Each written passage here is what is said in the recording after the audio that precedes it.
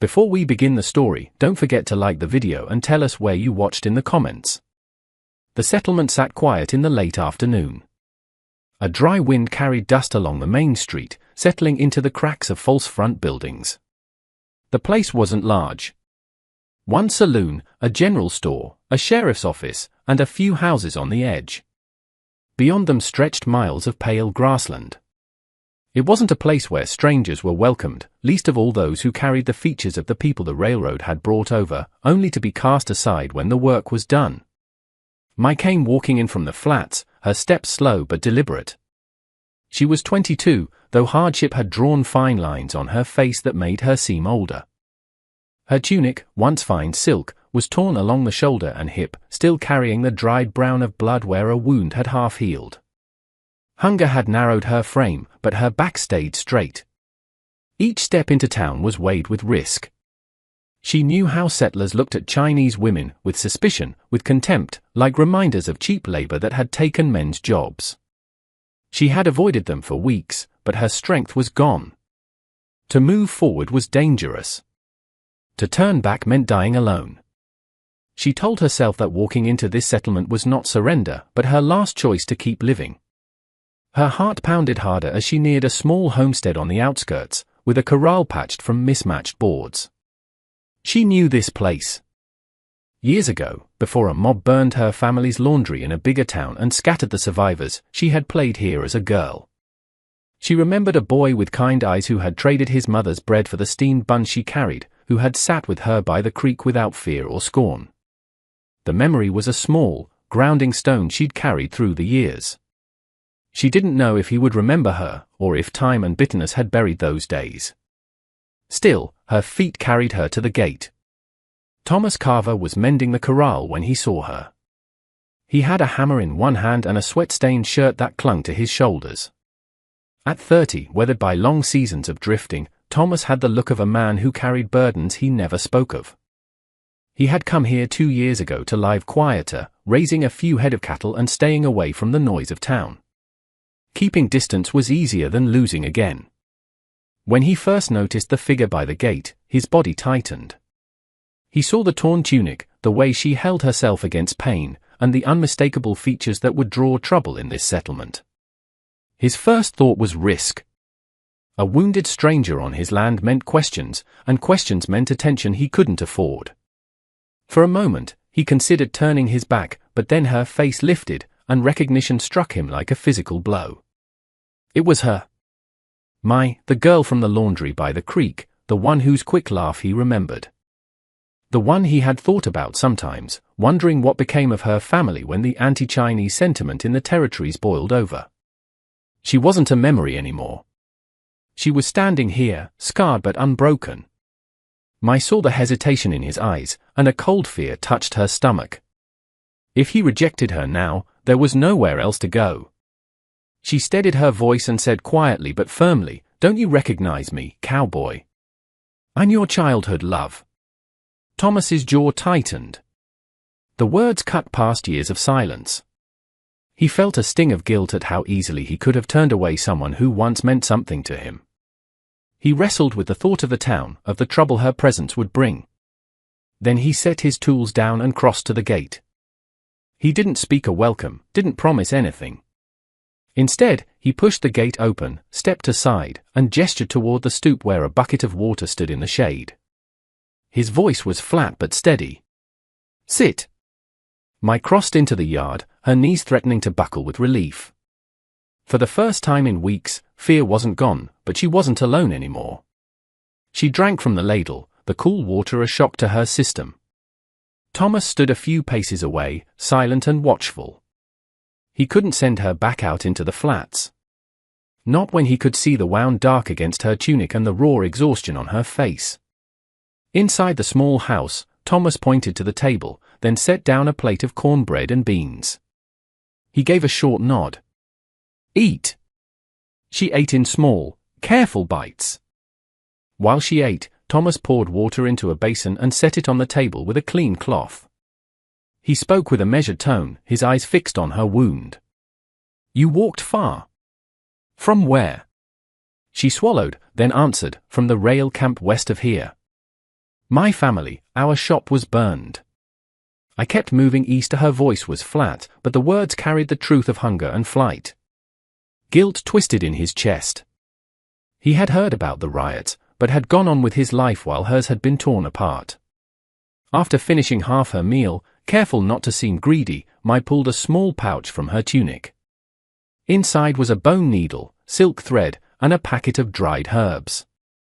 I need to close the wound better, she said, her gaze steady. Without a word, he lifted the lamp and held it closer. She gritted her teeth as the needle pierced skin, her breathing sharp. She finished the job, tying the knots with care, then made a poultice from the herbs and pressed it to the wound before wrapping it with a strip of her tunic. When it was done, Elias took the other chair, sitting across from her. The truth was simple. She had survived weeks alone, but she could not last much longer without help. And he had spent too many years turning away from others. This time, he didn't want to. The next morning, the first sign of trouble came. The storekeeper's boy saw Mai sitting on the stoop and sprinted back toward the town square. Whispers turned to stares, and by noon, Sheriff Burke rode up, his horse moving slow. "Morning, Thomas," the sheriff said, his eyes resting on Mai. "Boy tells me you've got company." "That's right," Thomas replied, resting a hand on the fence. "You know how people here will take it," Burke said, his expression unreadable. "There's men in this town who lost work on the railroad. They carry a grudge. Talk brings heat." Mai listened without flinching, then spoke, her tone quiet but clear. "I came here because I had nowhere else to go. I asked for food, not trouble." Thomas's jaw tightened. The thought of letting her walk back into the flats burned. He shook his head once. "You're not leaving?" The sheriff watched them both, then gave a small nod. "I'll tell folks she's under my eye. That buys time. But don't fool yourself. Eyes will stay on you." He tipped his hat and rode on. When the dust settled, Thomas looked at Mai. He knew the questions people would ask. He also knew the only answer that mattered. This time, he wouldn't look away. That night, he let her sleep on the bed while he took the chair. She stayed. He kept the door open. Whatever came from town, they would face it together. To survive in the settlement, Mai knew she had to prove her worth. The next morning, Thomas found her already awake, having swept the floor and started a pot of beans simmering on the stove, seasoned with herbs from her pouch. "Fence on the north side's loose," Thomas said, offering work, not charity. "Need a hand?" "Show me," she replied, and they worked together under the harsh sun. She was quick and learned fast, holding posts steady while he drove them in, her face tight with the strain on her ribs, but refusing to yield. Their silence wasn't empty, it was the kind that builds trust. That evening, Thomas rode into town for supplies. "Stay in the yard," he told her. "People notice work more than shadows." At the store, he bought flour, salt, and a bolt of coarse cotton. The storekeeper's eyes narrowed, but Thomas met his stare. "She'll need the cloth," he said, paying in cash. It was the first time he had spoken of her as if she belonged. When he returned, he handed her the cloth. She accepted it with quiet dignity. Later, as they sat by the stove, Thomas spoke of the land. Backwaters, good soil. Could plant corn there next spring. Mai listened, then answered, "It needs a windbreak. I can show you how. We did that with brush south of the river." The moment hung between them. It wasn't a promise, but it was more than survival. For the first time, the thought of building something together edged into both their minds. Days later, a dust storm blew in, turning the sky brown and swallowing the world outside their small house. Together, they worked quickly, securing the livestock, hauling water, and stuffing rags into the cracks of the walls. The howl of the wind was a physical force, pressing in on them. They were trapped in the single room, their world shrunk to the space between four walls. They worked side by side until there was nothing left to do but wait. The storm tested them both, and neither broke. When the wind finally died at dawn, they stepped out into a world buried in grit. The damage was bad, but not ruin. They had endured it together. The storm, however, was not their greatest threat. Late one morning, two riders came down the road. They weren't drifters, they looked like men who followed trouble. They were former railroad foremen, men known for their brutal tactics and hatred for the Chinese workers they had overseen. The taller one spoke first. "We heard a Chinese girl came through these parts. Ran off from a work camp contract up north. I don't keep count of travelers," Thomas said, his rifle now resting loosely in his hands. The second rider's gaze slid past him to where I stood in the doorway. "That her," he said, a statement, not a question. "There's a reward for runaways. We'll take her and be gone." Before Thomas could answer, Sheriff Burke rode up. "You here on county business?" he asked, his tone deceptively calm. "Private business," the rider sneered. "Since when does a sheriff protect a coolie?" "Since it's my job to keep the law," Burke said, his voice dropping. "Not let men snatch folks off porches. You have a warrant, you show it. If not, ride on." The taller man looked at Thomas. "You hiding her, Carver?" "She ain't worth the trouble." Thomas felt the weight of the moment. He could step aside, and his life could go back to quiet. But he remembered her quiet strength, the way she had stitched her own wound, the way she had stood firm in the storm. He knew his answer. "She's under my roof," Thomas said, his voice steady as iron. "That makes her my concern." The riders tensed, their hands hovering over their guns. The sheriff subtly shifted, his own revolver now visible. "You heard the man," Burke said. "You want to test that, you test me first." For a long moment, the only sound was the wind. Then the lead rider cursed, jerked his reins, and turned his horse. When they were gone, the sheriff looked at Thomas. "You just made yourself part of this, Carver. You still sure?" "I'm sure," Thomas said without flinching. He turned to see Mai still in the doorway, her face calm but her eyes filled with a gratitude too strong for words. "You didn't have to," she said quietly. "Yes," Thomas answered. "I did." From that day, her presence in his house was no longer temporary.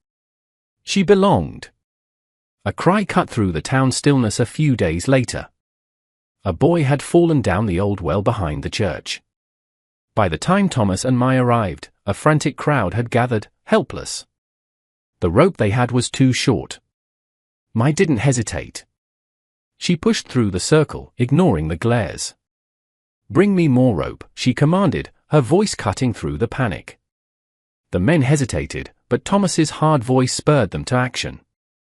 "Do as she says." Thomas tied the rope around Mai's waist. Her small frame was an advantage here. "I can do it," she told him, and without waiting, she slid into the darkness. Elias braced himself, his boots dug in, muscles straining as he lowered her down.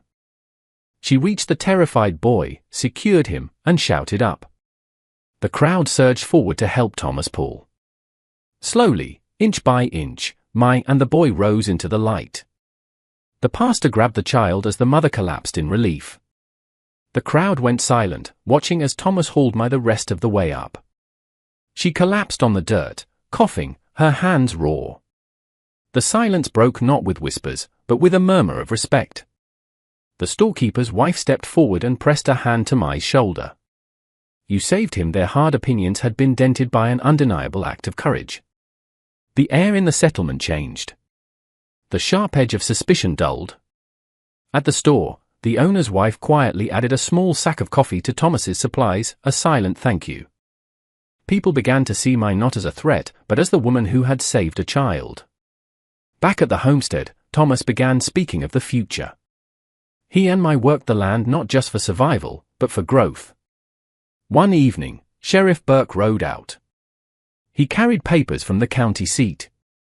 "Homestead claim," he said, handing them to Thomas. "The back quarter is still open. If you file in both your names, it gives her legal standing. Means no one can claim she has no right to be here." Thomas looked at Mai, the lantern light flickering on her face. "Saturday, we'll ride in. We'll file it together. You would put my name on your land?" she asked, her voice barely a whisper. "It's our land," Thomas said simply. "If you choose it." On Saturday, they rode to the county seat. Thomas signed his name, and Mai carefully wrote hers beside his, the Chinese characters elegant and strong. The clerk stamped the papers. It was done. The next week, the local pastor rode out. "The sheriff told me about the deed," he said. "The law will also recognize it as a marriage claim, if you wish." Thomas looked at Mai.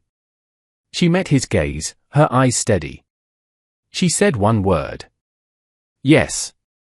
They stood in the yard, with the sheriff and the storekeeper's wife as witnesses. The vows were plain and short.